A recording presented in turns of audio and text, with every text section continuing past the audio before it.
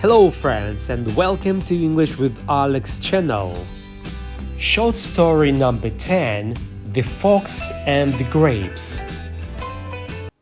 One day, a hungry fox roamed the jungle in search of some food. He searched around himself, high and low, but couldn't find anything appealing. Continuing his search, he approached a farmer's wall. His stomach grumbled at the sight of the big, juicy grapes at the top of the wall. Lush and purple in color, the fox could not wait to eat them.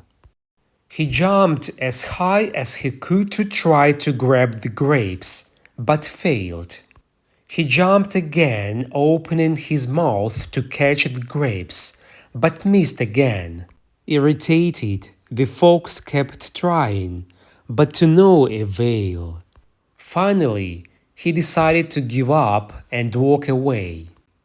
"I'm sure they were sour anyway," huffed the fox as he made his retreat.